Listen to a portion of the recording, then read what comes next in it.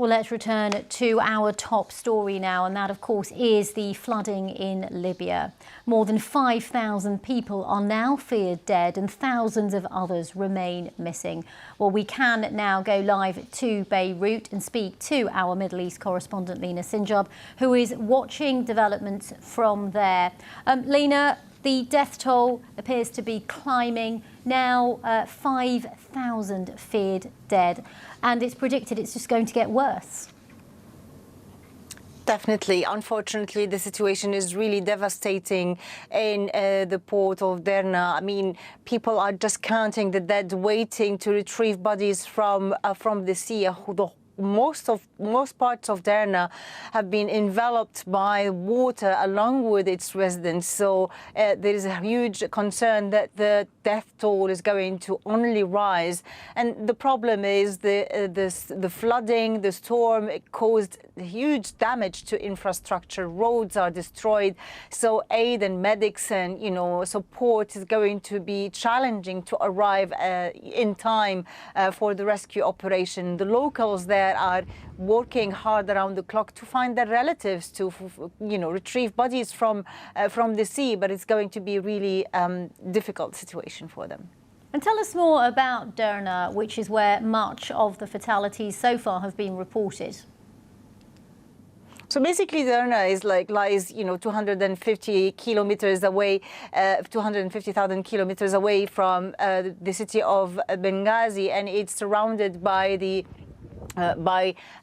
mount, the Green Mount, and when the storm happened, apparently one of the big dams on top of the hill collapsed, and the flooding caused another collapse of another dam, and bridges destroyed, road destroyed. So if you look at pictures, satellite pictures of before and after the storm, most of the city of Derna basically disappeared. It was washed with water, and the situation in Libya is not great in terms of infrastructure and health system. It's been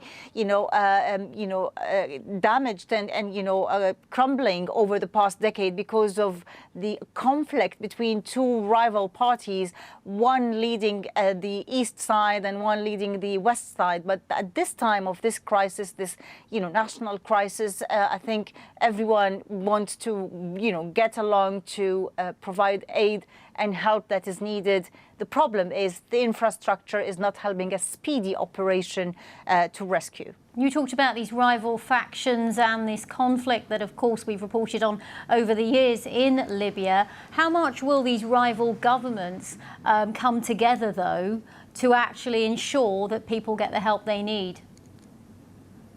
Well, we've already heard from the internationally recognized government in Western Libya that they've called on the area as an area in a disaster zone that needs international help.